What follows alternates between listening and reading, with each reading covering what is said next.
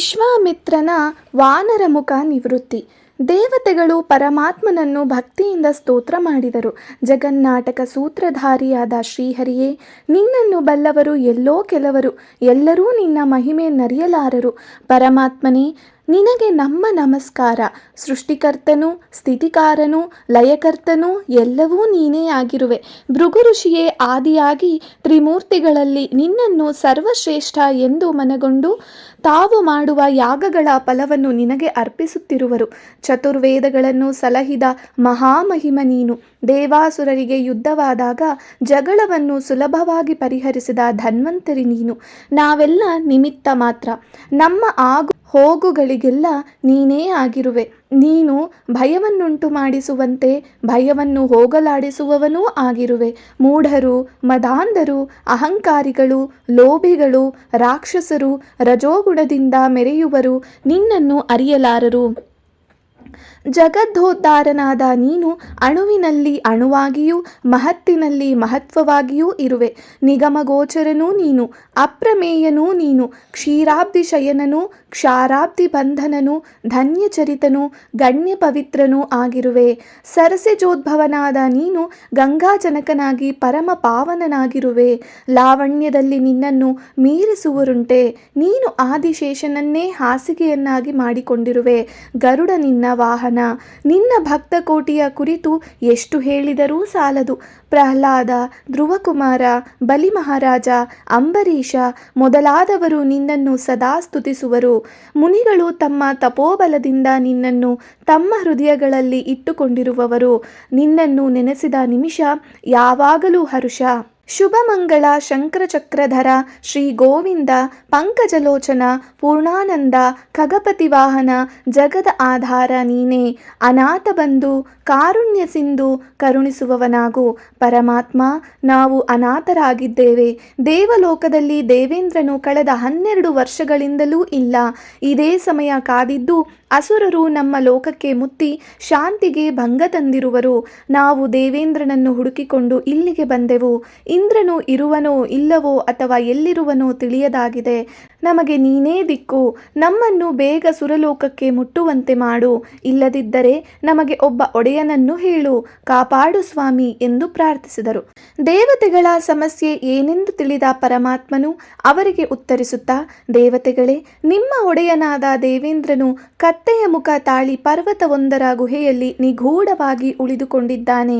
ಅವನು ತಾನು ಸ್ವರ್ಗಕ್ಕೆ ಹಿಂದಿರುಗುವ ಸಾಮರ್ಥ್ಯ ಕಳೆದುಕೊಂಡಿರುತ್ತಾನೆ. ಹೀಗಾಗಲು ಅವನೇ ಕಾರಣ. ಮಿತ್ರವಿಂದನೆಂಬ ಮಹಾಮಹಿಮನ ಹೆಂಡತಿಯನ್ನು ಅವಳ ಸೌಂದರ್ಯಕ್ಕೆ ಮಾರುಹೋಗಿ ಋಷಿಯು ಇಲ್ಲದ ಸಮಯ ಕಾದಿದ್ದು ಭೋಗಿಸಿದನು. ಮಿತ್ರವಿಂದನು ಇಂದ್ರನ ವರ್ತನೆಯನ್ನು ಕಂಡು ಜಾರನೆಂದು ಬೈದು ಕತ್ತೆ ಮುಖದಿಂದ ಸ್ವರ್ಗದ ದಾರಿ ಕಳೆದುಕೊಂಡಿರು ಎಂದು ಶಾಪವಿತ್ತರು. ಇದರಿಂದಾಗಿ ನಿಮ್ಮ ಒಡೆಯ ಇಂದ್ರ ಗಾಧರ್ಭ ಮುಖನಾಗಿ ಯಾರಿಗೂ ಮುಖ ತೋರಿಸಲು ಇಷ್ಟವಿಲ್ಲದೆ ಅವಮಾನಿತನಾಗಿ ಗೋಕರ್ಣ ಕ್ಷೇತ್ರದಿಂದ ಉತ್ತರಕ್ಕೆ 20 ಯೋಜನೆಗಳ ದೂರದಲ್ಲಿರುವ ಪರ್ವತದ ಗುಹೆಯಲ್ಲಿ ಅಡಗಿಕೊಂಡಿದ್ದಾನೆ. ಅವನಿಗೆ ಹುಲ್ಲು ಆಹಾರ. ನೀವು ಅಲ್ಲಿ ಹೋಗಿ ಅವನನ್ನು ಕಾಣಬಹುದು. ಆದರೆ ಅವನು ಕತ್ತೆಯ ಮುಖ ಹೊತ್ತುಕೊಂಡು ಸ್ವರ್ಗಲೋಕಕ್ಕೆ ಬರಲಾರ. ಆದುದರಿಂದ ನಾನು ಹೇಳಿದಂತೆ ಮಾಡಲು ಹೇಳಿ. ಇದರಿಂದ ಅವನು ಮತ್ತೆ ಸ್ವರ್ಗಕ್ಕೆ ಹಿಂದಿರುಗುವ ಸಾಮರ್ಥ್ಯ ಪಡೆಯುತ್ತಾನೆ. ನಿಮಗೂ ನಿಮ್ಮ ಒಡೆಯ ಸಿಗುವನು. ಆಗ ದೇವತೆಗಳು ಸಂತೋಷ ಹೊಂದಿ, ಪರಮಾತ್ಮ, ಧನ್ಯರಾದೆವು. ನಾವು ಇಂದ್ರನು ಶಾಪ ವಿಮುಕ್ತನಾಗಲು ಏನು ಮಾಡಬೇಕು ಹೇಳು ತಂದೆ, ಕೂಡಲೇ ಮಾಡುವೆವು ಎಂದು ಆತುರ ವ್ಯಕ್ತಪಡಿಸಿದರು. ಆಗ ಮಹಾವಿಷ್ಣುವು, ಎಲೆ ದೇವತೆಗಳೇ, ನಿಮಗೆ ನಿಮ್ಮ ಒಡೆಯನ ಮೇಲಿರುವ ಭಕ್ತಿ ಗೌರವಗಳನ್ನು ಕಂಡು ಮೆಚ್ಚಿದೆ. ಇಂದ್ರನಾದರೂ ಚಂಚಲಚಿತ್ತನಾಗಿ ಒಬ್ಬ ಹೆಣ್ಣಿನಲ್ಲಿ ಈ ರೀತಿ ವರ್ತಿಸಿದ್ದು ತಪ್ಪು. ನೀವು ಮಾಘ ಮಾಸದಲ್ಲಿ ಸೂರ್ಯನು ಮಕರ ರಾಶಿಯಲ್ಲಿರುವಾಗ ಸೂರ್ಯೋದಯವಾಗುವ ಸಮಯದಲ್ಲಿ ಇಂದ್ರನನ್ನು ತುಂಗಾಭದ್ರಾ ನದಿ ತೀರಕ್ಕೆ ಕರೆದೊಯ್ದು ನದಿ ನೀರಿನಲ್ಲಿ ಸ್ನಾನ ಮಾಡಿಸಿ. ಅದರ ಪ್ರಭಾವದಿಂದ ಆತ ಕತ್ತೆ ರೂಪ ಕಳೆದುಕೊಂಡು ಮೊದಲ ರೂಪವನ್ನು ಪಡೆಯುವನು ಮತ್ತು ಶಕ್ತಿ ಸಂಪಾದಿಸಿ ಸ್ವರ್ಗಕ್ಕೆ ಮರಳಿ ಬರುವನು ಎಂದು ಸಲಹೆ ಮಾಡಿದನು. ದೇವತೆಗಳು ಚಕಿತರಾಗಿ, ಪರಮಾತ್ಮ, ಗಾಧರ್ಭ ರೂಪದ ದೇವೇಂದ್ರನು ಮೊದಲ ರೂಪವನ್ನು ಹೇಗೆ ಪಡೆಯುವನು? ಸ್ವರ್ಗಲೋಕಕ್ಕೆ ಮರಳಿ ಹೇಗೆ ಬರುವನು ಎಂದು ಕೇಳಿದರು.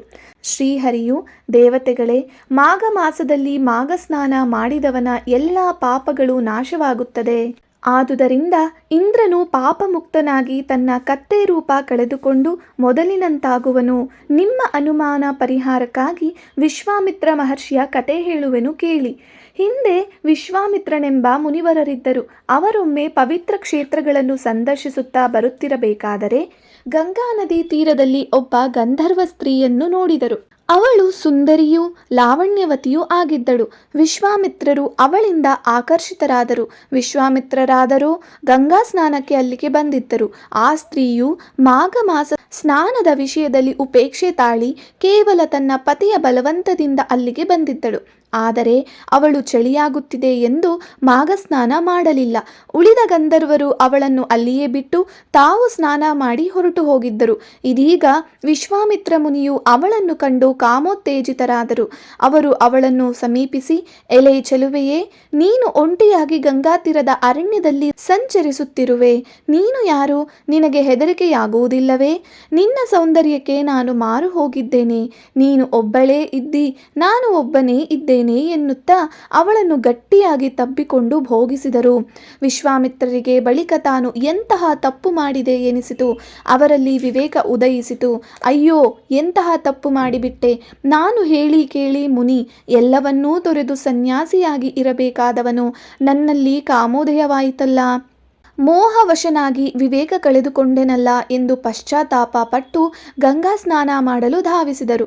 ಇತ್ತ ಗಂಧರ್ವರು ತಮ್ಮ ಲೋಕ ಸೇರಿದ ಮೇಲೆ ಅವರಲ್ಲಿ ಒಬ್ಬ ತನ್ನ ಹೆಂಡತಿಯನ್ನು ಕಾಣದೆ ಮತ್ತೆ ಅವಳನ್ನು ಹುಡುಕುತ್ತಾ ಗಂಗಾ ತೀರಕ್ಕೆ ಬಂದನು.